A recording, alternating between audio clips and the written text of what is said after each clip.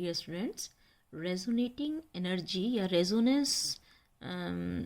Energy के बारे में पिछले हेट्रोसाइक्लिक कंपाउंड के सेकेंड थर्ड लेक्चर में हमने आपको बताया था कि रेजोनेंस एनर्जी जो है ये वो एनर्जी है जो किसी भी कंपाउंड के स्ट्रक्चर के स्टेबलाइजेशन में यूज़ होती है, या यूँ कहें कि किसी कंपाउंड की जितनी ज़्यादा रेजोनेंस एनर्जी होगी वो उतना ही ज़्यादा स्टेबल होगा. Stability is directly proportional to the resonance energy. जैसे हमने बेंजीन के केस में आपको बताया था, it has 36 kilo calorie energy, और किलो कैलोरी को किलो जूल में चेंज करने के लिए हम ये जानते हैं 1 kilo calorie is equal to 4.12 kilo joule per mole, है ना. किलो कैलोरी पर मोल को अगर हमें किलो जूल पर मोल में चेंज करना हो तो बेंजीन के लिए आपको पता है C6H6, इसकी रेजोनेंस एनर्जी होती है 36 किलो कैलोरी पर मोल, या इसी को किलो जूल में करेंगे तो 144.4 किलो जूल पर मोल, ये इसकी एनर्जी है. इसका मतलब कि ये एक स्टेबल कंपाउंड है, इतनी ज़्यादा इसकी रेजोनेंस एनर्जी है, तो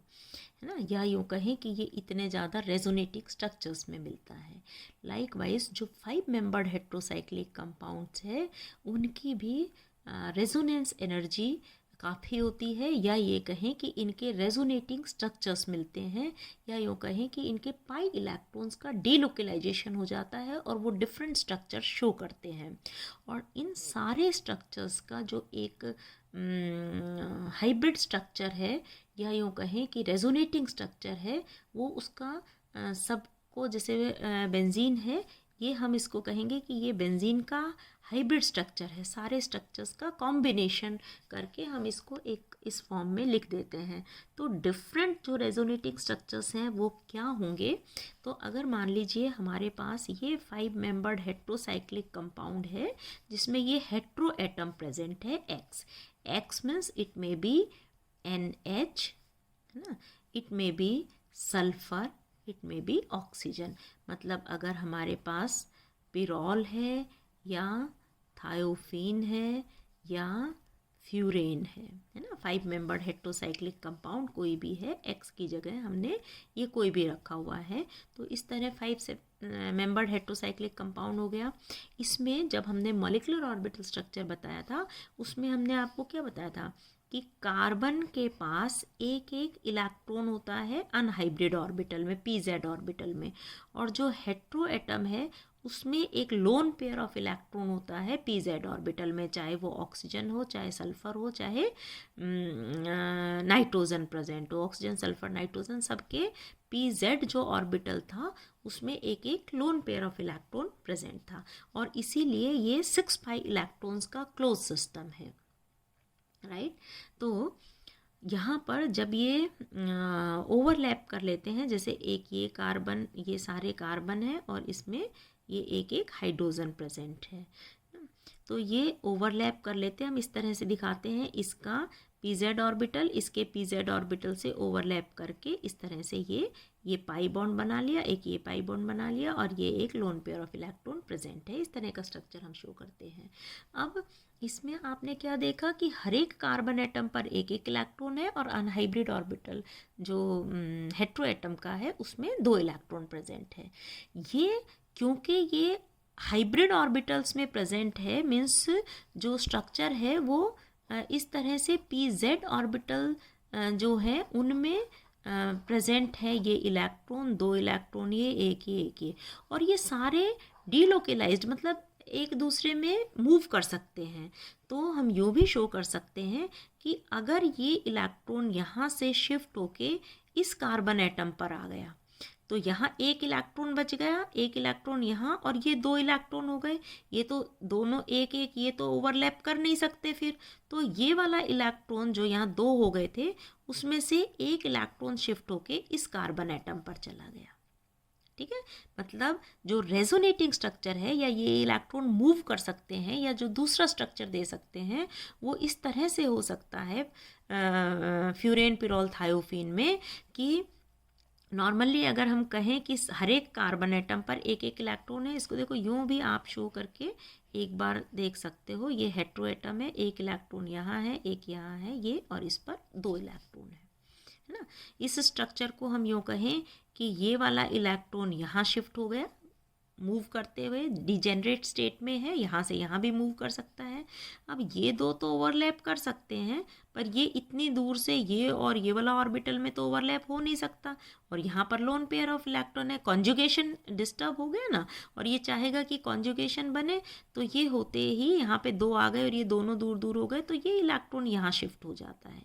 ना। तो हम इसको ऐसे शो करते हैं, ये यहाँ गया और ये इलेक्ट्रॉन यहाँ चले गए। अब क्या बच गया, जब ये इधर चला गया तो एक इलेक्ट्रॉन यहाँ बच गया और एक यहाँ बच गया, ये दोनों पास पास हो गए ना, और इस पर 2 इलेक्ट्रॉन आ गए। ठीक है, तो इस स्ट्रक्चर को हम रेजोनेटिंग स्ट्रक्चर बनाने के लिए इस तरह से शो कर सकते हैं। ये पाई बॉन्ड बना रहे थे और ये लोन पेयर ऑफ इलेक्ट्रॉन था, ये इलेक्ट्रॉन यहाँ शिफ्ट हुए और ये इलेक्ट्रॉन यहाँ शिफ्ट हुए। इसका मतलब बिल्कुल ये वाला कि ये इलेक्ट्रॉन इधर आया, 2 इलेक्ट्रॉन हो गए, ये स्टेबल कंडीशन नहीं है, तो कोई भी इनमें से एक इलेक्ट्रॉन यहाँ चला गया, मतलब यहाँ तो 2 इलेक्ट्रॉन हो गए, एक एक इलेक्ट्रॉन ये यहाँ बच गए। तो इसको हम रेजोनेटिंग फॉर्म में यूँ शो कर सकते हैं। देखिए कि ये तो डबल बॉन्ड था ही, इस पर से एक इलेक्ट्रॉन, पहले यहाँ 2 थे, एक चला गया तो डेफिशिएंट हो गया, तो इस पर पॉजिटिव चार्ज आ गया। ठीक है, और यहाँ पर एक इलेक्ट्रॉन बच गया और इस एक इलेक्ट्रॉन ने यहाँ पर ओवरलैप करके ये एक डबल बॉन्ड बना दिया, और यहाँ पर 2 इलेक्ट्रॉन आ गए तो एक इलेक्ट्रॉन एक्स्ट्रा हो गया, मतलब यहाँ पर नेगेटिव चार्ज आ गया। ठीक है, इसको हम इलेक्ट्रॉन की फॉर्म में यूँ समझ लें कि ये 2 इलेक्ट्रॉन थे, एक एक इलेक्ट्रॉन यहाँ था, ये इलेक्ट्रॉन यहाँ शिफ्ट हुआ, यहाँ एक बच गया, यहाँ 2 हो गया, जो कि कॉन्जुगेशन नहीं है, तो उस कॉन्जुगेशन को मेंटेन करने के लिए इनमें से एक इलेक्ट्रॉन यहाँ चला गया, यहाँ एक बच गया, तो एक ओवरलैप हो गए। अब क्योंकि ये वाला इलेक्ट्रॉन यहाँ शिफ्ट हो गया, यहाँ पर कमी हो गई, यहाँ एक ज़्यादा हो गया, तो जहाँ डेफिशिएंट हो गया वहाँ पॉजिटिव चार्ज, और जहाँ पर ज़्यादा हो गए वहाँ पर नेगेटिव चार्ज, और ये एक ने ओवरलैप कर लिया। ठीक है, दूसरा इसका रेजोनेटिंग स्ट्रक्चर, मतलब अब इस स्टेज में क्या हम इलेक्ट्रॉनिक फॉर्म में इसको कैसे शो कर सकते हैं, है ना, कि यहाँ पर एक इलेक्ट्रॉन है, एक इलेक्ट्रॉन यहाँ है, 2 इलेक्ट्रॉन यहाँ है और एक इलेक्ट्रॉन ये है, ये एक बॉन्ड बना रहे हैं, एक बॉन्ड ये बना रहे हैं, और ये 2 लोन पेयर ऑफ इलेक्ट्रॉन है। अगर नेक्स्ट स्ट्रक्चर ये ऐसे भी रह सकते हैं कि ये इलेक्ट्रॉन यहाँ शिफ्ट हो जाए, तो एक यहाँ बच गया, 2 यहाँ हो गए, एक यहाँ बच गया, कॉन्जुगेशन डिस्टर्ब हो गया ना, तो क्या होगा कि जब यहाँ पर 2 आ गए तो वो वाला इलेक्ट्रॉन भी इधर शिफ्ट हो जाएगा, तो एक इलेक्ट्रॉन यहाँ बच जाएगा जो कि बॉन्ड बना लेंगे, और यहाँ इलेक्ट्रॉन आ गए। इसका मतलब हम यूँ शो करें कि ये इलेक्ट्रॉन यहाँ शिफ्ट हुए, ये यहाँ हुए, तो इसका नेक्स्ट रेजोनेटिंग स्ट्रक्चर क्या बन जाएगा, इस वाले हेट्रो एटम पर वो positive charge as it is था, ये double bond as it is है, ये इलेक्ट्रॉन क्योंकि यहाँ शिफ्ट हो गए और यहाँ पर एक डबल बॉन्ड आ गया, और ये जो डबल बॉन्ड थे इसके इलेक्ट्रॉन यहाँ शिफ्ट हो गए, मतलब यहाँ 2 इलेक्ट्रॉन आ गए, तो यहाँ पर इलेक्ट्रॉन ज़्यादा हो गए, है ना। बिल्कुल, मतलब इसको हम कैसे भी शो कर सकते हैं इलेक्ट्रॉन के फॉर्म में, है ना, कि यहाँ एक इलेक्ट्रॉन है, यहाँ एक इलेक्ट्रॉन है, इस पर भी एक इलेक्ट्रॉन है, इस पर भी एक इलेक्ट्रॉन है, और यहाँ 2 इलेक्ट्रॉन है, इस कार्बन एटम पर 2 इलेक्ट्रॉन प्रेजेंट है। इस तरह से ये डेफिशिएंट था तो इस पर पॉजिटिव चार्ज है, एक जो है डबल बॉन्ड ये बन गया और एक डबल बॉन्ड ये बन गया, पीजेड ऑर्बिटल में एक डबल बॉन्ड, और इस पर लोन पेयर ऑफ इलेक्ट्रॉन है। नेक्स्ट रेजोनेटिंग स्ट्रक्चर में हम यूँ कहें कि ये इलेक्ट्रॉन यहाँ शिफ्ट हो जाए, तो यहाँ 2 हो जाएंगे, यहाँ एक बन जाएंगे जो कि स्टेबल नहीं है, तो ये इलेक्ट्रॉन यहाँ शिफ्ट हो गया, है ना। हम इसको यूँ करें, ये इलेक्ट्रॉन यहाँ और ये इलेक्ट्रॉन यहाँ। ठीक, तो इसकी जो नेक्स्ट रेजोनेटिंग स्ट्रक्चर है उसमें क्या बन जाएगा, हेट्रो एटम पर पॉजिटिव चार्ज, यहाँ पर डबल बॉन्ड, यहाँ पर डबल बॉन्ड, और यहाँ पर नेगेटिव चार्ज। अब हम ये कह सकते हैं कि ये इलेक्ट्रॉन यहाँ भी शिफ्ट हो सकते हैं और ये इलेक्ट्रॉन इस पर आ सकते हैं। नेक्स्ट रेजोनेटिंग स्ट्रक्चर क्या बन जाएगी, इसमें x पर पॉजिटिव चार्ज, ये डबल बॉन्ड है ना, ये इलेक्ट्रॉन यहाँ आए तो ये डबल बॉन्ड, यहाँ पर नेगेटिव चार्ज और ये डबल बॉन्ड था ही। इसकी नेक्स्ट रेजोनेटिंग स्ट्रक्चर, अगर ये इलेक्ट्रॉन यहाँ शिफ्ट हो जाए तो ये इस पर आ जाए, मतलब ये पहले वाला जो स्ट्रक्चर था ना बिल्कुल वही स्ट्रक्चर बन गया हमारे पास। यहाँ डबल बॉन्ड और x का पॉजिटिव चार्ज की ख़त्म हो गया, दोनों इलेक्ट्रॉन यहाँ पर आ गए। अब ये जो है 5 मेंबर्ड हेट्रोसाइक्लिक कंपाउंड है, उसमें एक बात और है कि अगर हम इसकी नंबरिंग करें तो ये 1 2 3 4 5 ये है, या इस हेट्रो एटम के कंपैरेटिवली ये जो दो पोजीशन है इनको हम कहते हैं अल्फा पोजीशन, और ये वाली जो 3 4 पोजीशन है इसको हम कहते हैं बीटा पोजीशन। ये दो अल्फा पोजीशन, ये दो बीटा पोजीशन। तो रेजोनेटिंग स्ट्रक्चर्स में आप देखिए, ये वाला एक 5 मेंबर्ड हेट्रोसाइक्लिक कंपाउंड है, ये इसकी बीटा पोजीशन है, ये इसकी अल्फा पोजीशन है, ये इसकी अल्फा पोजीशन है और ये इसकी बीटा पोजीशन है। और ये वही वाला ये सेम स्ट्रक्चर है आपका, ये और ये एक जैसे स्ट्रक्चर हैं। तो ये जो 5 रेजोनेटिंग स्ट्रक्चर बने हैं ये किसी भी 5 मेंबर्ड हेट्रोसाइक्लिक कंपाउंड के, ये 1 2 3 4 और 5 रेजोनेटिंग स्ट्रक्चर्स है, जिसमें इन दोनों बीटा पोजीशन पर this one and this one इस पर नेगेटिव चार्ज है और ये दोनों अल्फा पोजीशन पर नेगेटिव चार्ज है। इसका मतलब कि इलेक्ट्रॉन्स जो हैं वो दोनों अल्फा दोनों बीटा पोजीशन पर डिलोकलाइज्ड रहते हैं, या यूँ कहें कि जो 5 मेंबर्ड हेट्रोसाइक्लिक कंपाउंड है that is resonance hybrid of all these 5 structures. In structures का ये रेजोनेंस हाइब्रिड है। तो इसलिए हम इस स्ट्रक्चर को ऐसे भी शो कर देते हैं, जैसे बेंजीन के लिए बेंजीन जो है वो डेवार और केकुले स्ट्रक्चर का ये रेजोनेंस हाइब्रिड है। इसी तरह से 5 मेंबर्ड हेट्रोसाइक्लिक कंपाउंड है वो इन स्ट्रक्चर्स का रेजोनेंस हाइब्रिड है। इसमें अगर X की जगह हम ऑक्सीजन ले लें तो फ्यूरेन और NH ले लें तो पिरोल है ना, लेकिन अगर हमारे पास सल्फ़र है मीन्स थायोफीन है, हेट्रोएटम सल्फ़र है मीन्स थायोफीन है, तो वो ये 5 रेजोनेटिंग स्ट्रक्चर तो देता ही है। सल्फ़र जो है अगर थायोफीन हमारे पास प्रेजेंट है तो वो इस तरह से 5 रेजोनेटिंग स्ट्रक्चर जो बाकी हेट्रोसाइक्लिक कंपाउंड्स दे रहे हैं वो तो देगा ही कि ये इलेक्ट्रॉन यहाँ शिफ्ट हो गए तो या ये इलेक्ट्रॉन यहाँ पर आ जाएंगे, मतलब रेजोनेटिंग स्ट्रक्चर जो बनेगा सल्फ़र इलेक्ट्रॉन डेफिशिएंट हो गया, यहाँ पर सिंगल बॉन्ड आ गया, यहाँ पर इलेक्ट्रॉन एफिशिएंट, ज़्यादा इलेक्ट्रॉन्स आ गए। नेक्स्ट रेजोनेटिंग स्ट्रक्चर में ये इलेक्ट्रॉन यहाँ शिफ्ट हो गए तो ये यहाँ पर हो जाएंगे, मीन्स थायोफीन में इस वाली पोजीशन पर इलेक्ट्रॉन ज़्यादा हो गए, ये सिंगल बॉन्ड सल्फ़र पर positive charge. Next resonating structure में ये इलेक्ट्रॉन अगर यहाँ आए तो ये इस पोजीशन पर आ गए, मतलब जो नेक्स्ट रेजोनेटिंग स्ट्रक्चर बनी उसमें सल्फ़र जो है उस पर यहाँ पर डबल बॉन्ड, यहाँ पर नेगेटिव चार्ज, यहाँ पर डबल बॉन्ड, ये पॉजिटिवली चार्ज्ड है। अगर ये इलेक्ट्रॉन यहाँ शिफ्ट हो गए तो ये इलेक्ट्रॉन यहाँ पर शिफ्ट हो जाएंगे, मतलब इस पोजीशन पर बीटा पोजीशन पर नेगेटिव चार्ज, ये double bond sulphur positively charged है। नेक्स्ट रेजोनेटिंग स्ट्रक्चर में अलग अगर ये इलेक्ट्रॉन यहाँ आ गए तो ये यहाँ पर आ जाएंगे, मतलब ये स्टेज वापस बन गई। इसका मतलब कि सल्फ़र पर लोन पेयर ऑफ इलेक्ट्रॉन आ गया, ये डबल बॉन्ड और ये डबल बॉन्ड, सेम स्ट्रक्चर बन गया। Means beta position alpha position beta position, मतलब दोनों अल्फ़ा और दोनों बीटा सब पोजीशन पर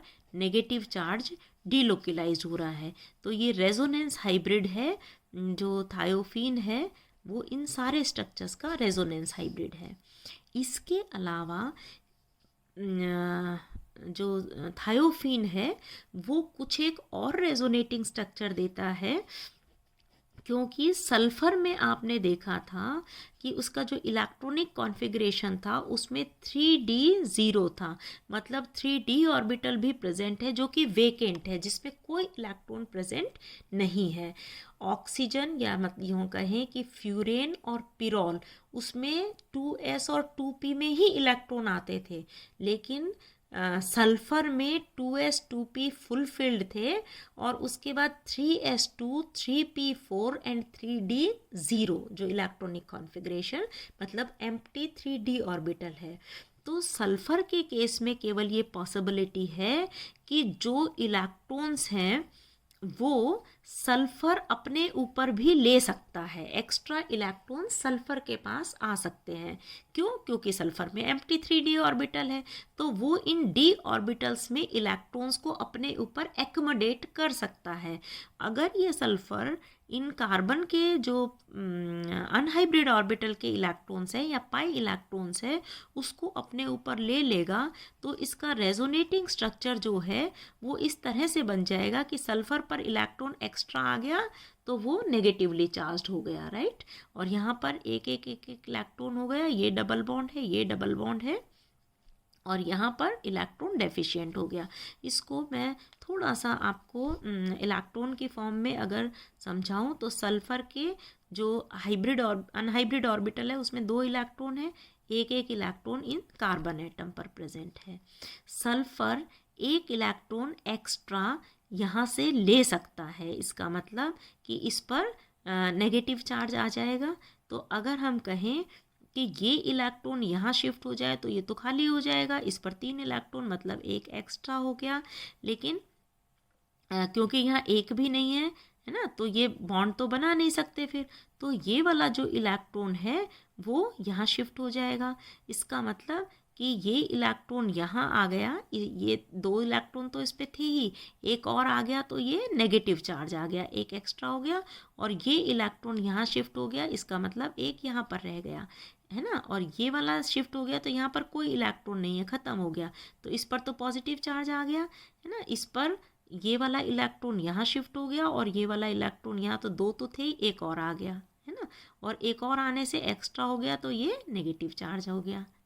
ठीक है ना। एक एक्स्ट्रा इलेक्ट्रॉन हो गया, टोटल 4 है ना, 1 2 3, 1 2 3 4, ठीक है। अब क्या हुआ, 2 इलेक्ट्रॉन यहाँ है, एक ये है और एक ये वाला भी यहाँ शिफ्ट हो गया, तो वो एक एक ने तो बॉन्ड बना लिया, एक इलेक्ट्रॉन एक्स्ट्रा हो गया, ठीक है, और ये पॉजिटिवली चार्ज हो गया। तो 3d ऑर्बिटल जो है एम्प्टी होने के कारण वो एक जो 3 इलेक्ट्रॉन हो गए ना यहाँ पर 1 2 3, एक ने सिग्मा बॉन्ड बना लिया, एक ये एक्सेस में हो गया, वो 3d ऑर्बिटल में एक्मोडेट हो जाएगा, है ना। तो इस तरह से ये रेजोनेटिंग स्ट्रक्चर बन सकता है। अब ये इलेक्ट्रॉन डेफिशिएंट है तो ये इलेक्ट्रॉन यहाँ भी जा सकते हैं, मतलब नेक्स्ट जो रेजोनेटिंग स्ट्रक्चर होगा उसमें सल्फर पर नेगेटिव चार्ज, डबल बॉन्ड, ये डबल बॉन्ड यहाँ आ गया और ये पॉजिटिवली चार्ज हो गया। अगर ये इलेक्ट्रॉन यहाँ शिफ्ट हो जाए तो नेक्स्ट रेजोनेटिंग स्ट्रक्चर क्या बन जाएगा सल्फर का, यहाँ डबल बॉन्ड, यहाँ डबल बॉन्ड थायोफिन का, सॉरी, है ना, ये इलेक्ट्रॉन रिच है और ये इलेक्ट्रॉन डेफिशिएंट हो गया, ठीक है। फिर अगर